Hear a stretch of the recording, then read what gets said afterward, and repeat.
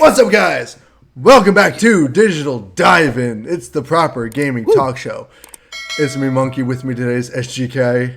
And Got Kush. How you doing, guys? It's Friday, August 27th, and we missed you last week. I'm sorry. I had stuff going on. I was going camping, and I had to pack and everything. I didn't have time to do a video. Patrick doesn't like us anymore. It's okay. It's okay, guys. I hate this life. I hate my life. No. So we're not... Good thing is there wasn't a whole lot of news last week. There's a little bit of stuff, but nothing big. Nothing really major. So it was a good week to just bounce. Chill. This week, of course, we have Gamescom, and we're not going to be covering that today because it's still going on. So instead, we're throwing you guys a live stream tomorrow around 4:30, probably close to 4:30, just to give us both time to set up and get in the right headspace and everything for it. Yeah. Also, to catch up on everything, because each of these freaking videos is 11 hours long, and I'm like, who has time to watch all this? Okay, God. I'm going to be just looking at the reveals. I don't have time to watch all this stuff. Come on, man. But so we're going to be throwing you guys a live stream. Jules will be live streaming it on Twitch. I will be live streaming it on YouTube. Dual live streams, wherever you want to catch us, make sure you do. And we'll be posting that on our Twitter and Facebook pages as well. So make sure you catch us there. Cool. It's also going to be kind of a live Q&A as well. So if you want to ask us anything about the games that were announced, more than welcome to. We're also going to be playing a game that we're going to be talking about a little bit later on in this video. Cool? Cool. But on to the news for this week. Starting off, we got not really a big update around the Activision Blizzard thing, but an update around a story we touched on a couple weeks ago. And that was the whole rename, or the fans' call to rename the character McCree in Overwatch. So if you don't know, obviously Activision Blizzard has been having this huge controversy around frat boy culture and sexual harassment within the company, and a lot of people have been fired, including one of the devs that the character McCree was named after. So after he was fired, a bunch of players were like, okay, so he's out of here. Let's just cut ties and rename this character. And Blizzard was like, yeah, sure, why not? So they're renaming him. We have no idea what the name is. But the fact that they're renaming him, I think, is actually kind of cool on Blizzard's part, even though it's probably just fan service at this point. But I don't know. I mean, it is really cool, and I think it's something that really necessarily needed to happen, because it was you're not gonna do that. Name somebody after someone that So I'm really happy for and also this also gives you hope to let you know that they're still working on Overwatch 2. I think that's the biggest thing you can get out of this. With everything going on, sometimes you might expect the games to be shut down, projects to be erased, or from this maybe start scratch with a new IP, something like that. But they're sticking with all the games that they have in production, probably because they're all really big legendary games that people love. Yeah, so we've been waiting on an Overwatch 2 forever. We got a Destiny 2 before we got an Overwatch 2. Come on. Yeah. So now, do you think that a lot of these same characters are going to make it back in Overwatch 2, or do you think there's going to be a whole new selection of characters? I think it's going to be a mix, because I know they're not going to want fans to be angry at them. Fans have been really critical over the past 3 years, and I think one of the things that really kind of jumped it off was the whole Cyberpunk debacle. So because of that, fans have been super critical about games lately, and I don't think they want any of that on their on their radar, especially after the whole thing that they're going through right now. So of course. I think they're going to mix in a little bit of new, a little bit of old. If they're renaming McCree, there's a good chance that he might make it back in Overwatch 2. I think they're going to throw in a bunch of fan favorites and then leave some of the other ones that haven't really seen much screen time. Just leave them in Overwatch 1. Make room for new characters. But we'll have to wait and see. This is honestly, I think this is good on Blizzard's part. They're just listening to the fans and listening to what they want, what they're saying, and I think that's good. That's always good when a developer does that. That's that. Let us know what you think about the renaming of McCree, and let us know what you would want to rename McCree if you have an idea. I don't know. I'm thinking it's all around the Clint Eastwood side of things, but who knows? We'll see. Moving on, we got Horizon Forbidden West back in the news again. It's been we've been getting rumors and hints about the game getting delayed, and finally Guerrilla Games came out and said that yes, the game is officially delayed until February 18th, 2022. Not a big surprise at all. A lot of games have been seeing delations throughout this year purely because of COVID and just them wanting more time to work on the game. And as I said before, I'll say it again, delaying a game, 100% a good thing, okay?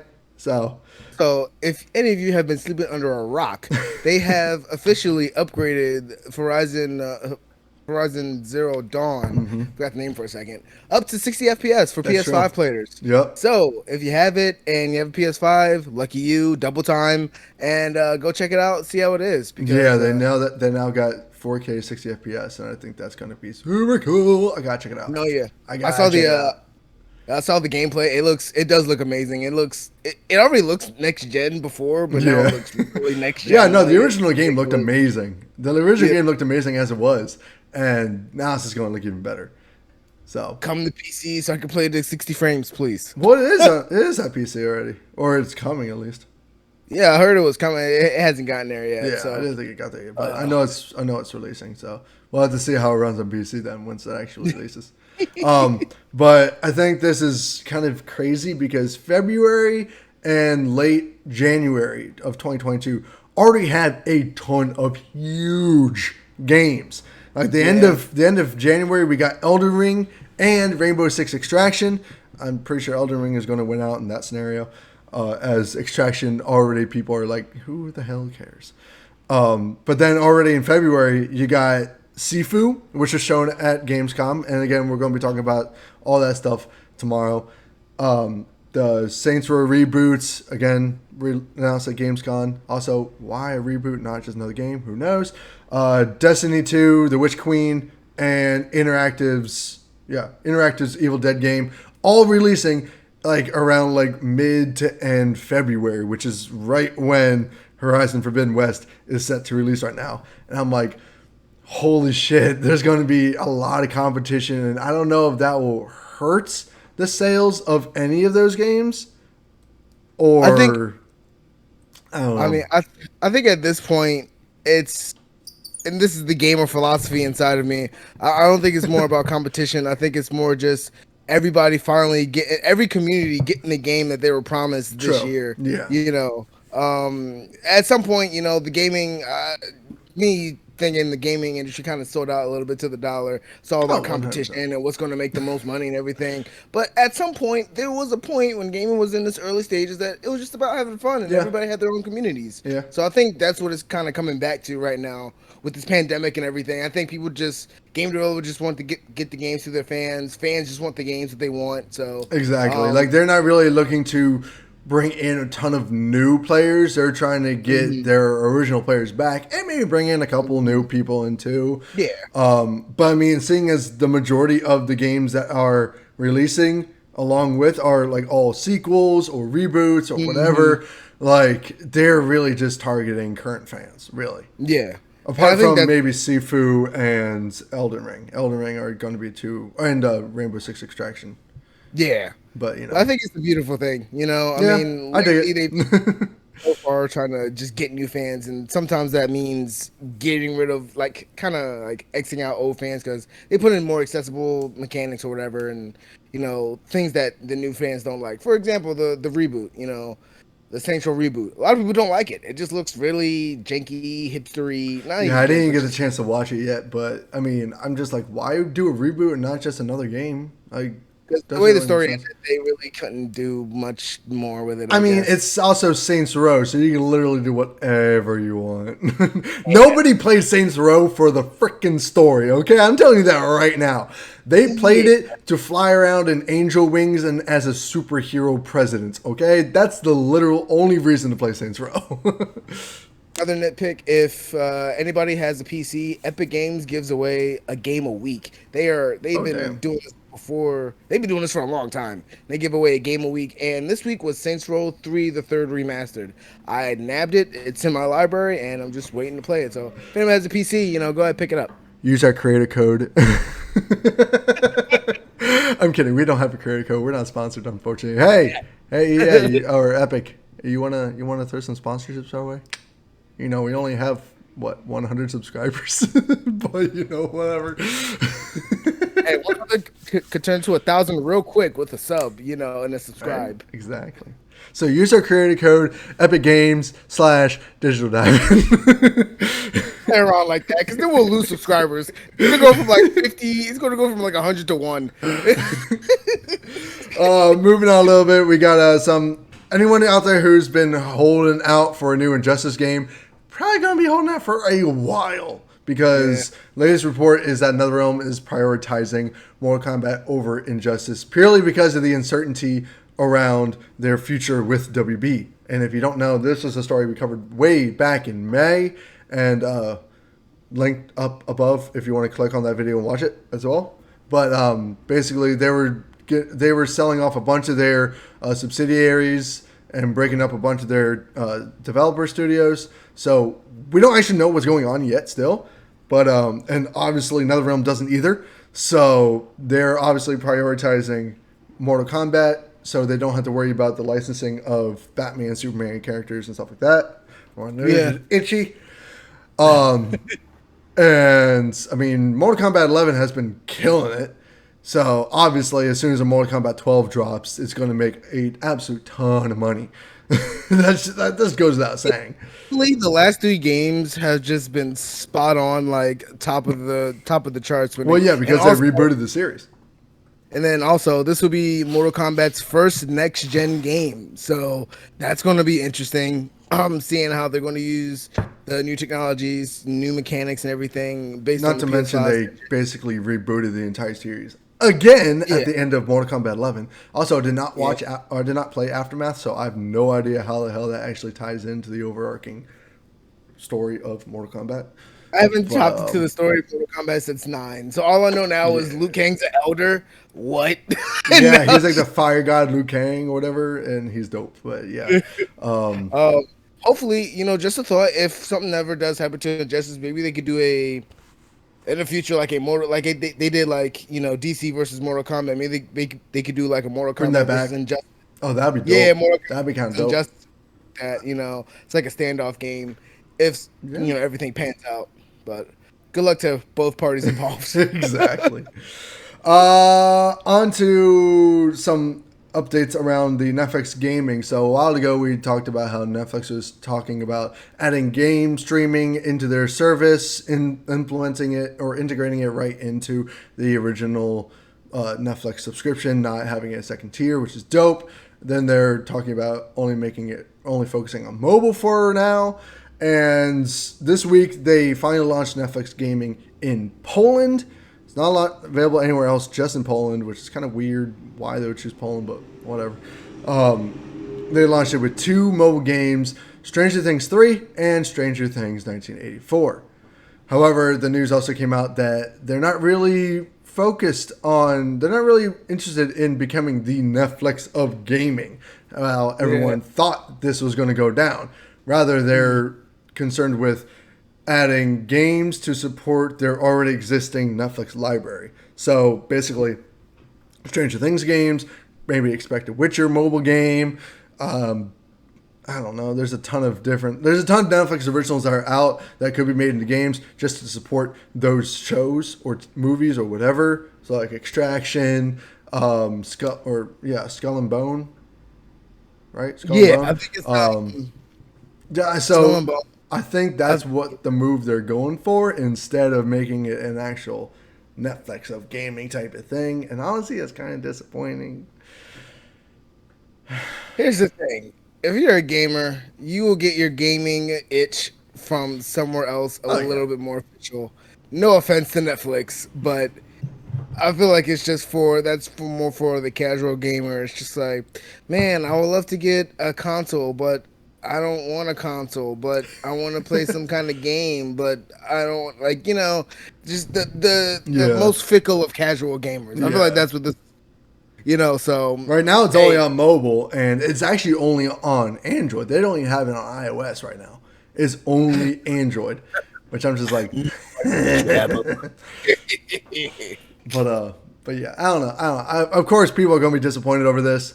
But at the same time, I think We I'm all not know really why. surprised.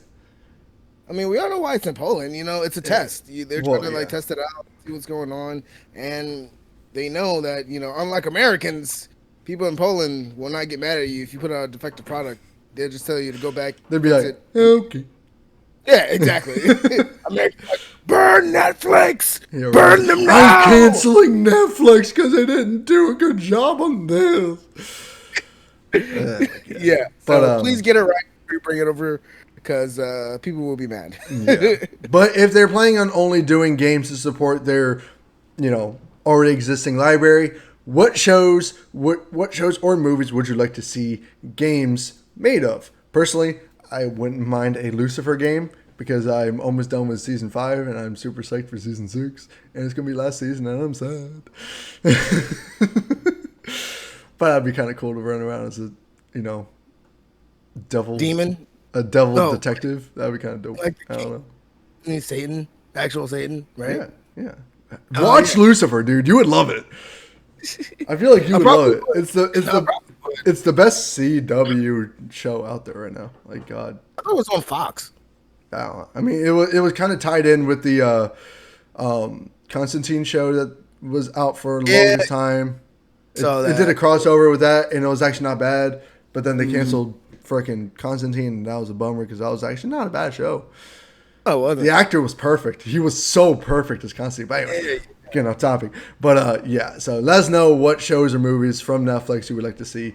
Mobile games made after. Also, I think this is going to be dead in the water because nobody gives a shit about mobile games. Not at all. If you made those games able to play on like a little remote on your TV, maybe. But I don't know. I think this is gonna be dumb. No, I mean mobile games, like I said, it's for the most casual people that play exactly video games, and they're usually lacking of quality and finesse. Yeah. So it's just like, say, hey, while I'm sitting here waiting for my food, let me try and get some 5 minutes of gaming. Exactly. So we'll have to see what actually happens with the Netflix of gaming if it even comes to that. But let us know your thoughts in the comment section below. Last up, we got the Call of Duty Vanguard reveal. That was actually last week that it was revealed, and we got the some demo gameplay of it during Gamescom. Like 10 minutes of the campaign. Yeah. And the initial reactions are okay. It's another World War II shooter. I don't know why they keep on doing these. Like they did Cold War, and that game was bad for tons of different reasons. Mainly, it was just unbalanced and stupid. This one just looks uninspired. Honestly, it looks like they're trying to do what Battlefield 5 did by giving you a bunch of different fronts of the war in Africa and London and everywhere else. I'm just like, okay, this is literally just what Battlefield 5 did. I mean, it sounds like they did the research, and it sounds like they're trying to give. Of course, but I mean, it sounds like they're trying to give a legitimate experience, but also it's just like, dude, you need to stop coming out every year. Oh yeah, 100%. Games need to stop doing the yearly releases. I think that is absolutely the dumbest thing in the world. And you're shortening the longevity of your game. How many people are still playing Modern Warfare? Hell yeah, because Modern Warfare was actually a good game. The reboot of Modern Warfare was a good game. All right, that was the first good Call of Duty we've had in a while. Technically, we have 5 games in rotation. You got Modern Warfare, World War II. Yeah. You got Warzone. You got Cold War. It's how many Call of Duty? I mean, Warzone is going to become their, live service game because it's going to incorporate every single new Call of Duty game that comes out that you have to pay for. So they're going to be incorporating all that stuff into Warzone, and then we're probably going to see a World War II map come out, World War II version of Verdansk. Fuck Verdansk. Give us a new fucking map already, an actual new map, not just a reskin of Verdansk. But Also, everybody is leaving Warzone because it's so their anti-cheat doesn't work, and they keep horribly nerfing and buffing random ass guns, and I'm just like, okay, stop. I've been playing Apex for a while now, and I saw this coming. Yeah, that's why I didn't even touch it. It's like this is gonna go badly. Yeah, But in terms of Vanguard, we got the alpha that's actually starting this weekend, starting today, later today at 1 p.m. Depending on when this video goes up, but only for PlayStation players. So if you're on PS4, PS5, you can download the Vanguard alpha right now and play it throughout the weekend. It's only going to be, I think, like King of the Hill game modes and maybe 3v3 stuff. I'm not really sure. I'll link to an article all about it in the description below, so you can check it out for yourself. But yeah, you can load it up right now, play it at 1 p.m., play it throughout the weekend. We will probably be playing it during the live stream tomorrow, and I'm super hyped for that. Yeah, I mean, I'll see. I mean, like I said, it looks like it'll be good gameplay. Yeah. I mean, multiplayer is always going to be fun for a while. I mean, it's not going to be anything special. I can tell you that right now. But I mean, at least it'll be stupid fun for a little bit. Yeah, like I said, I buy a Call of Duty game maybe once every 10 years because that's how, and that's a bad sign as a consumer. I don't even buy Call of Duty games anymore now that we have Warzone. Like, I just play Warzone if I want my Call of Duty fix, honestly. Yeah, that's true. Like, there's no real reason because I'm only going to play the multiplayer. I could care less about the campaigns typically. Although, again, Modern Warfare campaign was actually pretty good. But yeah. But I think my biggest curiosity with this is Vanguard releases this year, November 5th. And that's only like about 2 weeks, less than 2 weeks after Battlefield 2042 releases, which is on August 22nd. It's not getting any play, dog. It's not getting Yeah, I mean, everybody, like the whole reveal of Vanguard, everyone was just like, okay. But the reveal for freaking Battlefield 2042, everyone was like, oh my God. And even though it's only multiplayer, I still think it's going to way outsell Call of Duty Vanguard. Like, just saying, just throwing that out there, it's going to kill it. It's going to absolutely crush it. Absolutely, because Battlefield doesn't come out with it comes out with games every like 3 years, 4 3 years or more. Yeah, shit. It's polished. They put thought into what they want to do next, and it just overall better quality shooter. Yeah. I mean, they all have their issues for sure. Yeah. And some games are better than others. Like Battlefield 5 was not as good as Battlefield 1, but it was definitely not as good as like Battlefield 4 is like still regarded as the best modern warfare like multiplayer experience ever. Right. Because it was just so well balanced. The graphics were insane. The lens flares were awesome. It was like playing in a Michael Bay game. It was nuts.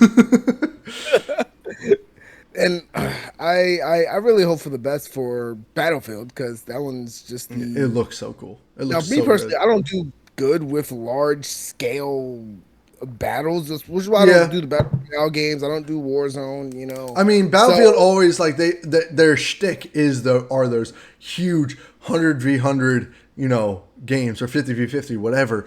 But then they also have the option to play like the smaller scale battles as well, like the 10v10 or whatever, like 30-player matches, like they do in Call of Duty. So those are always available. They're just typically not as good.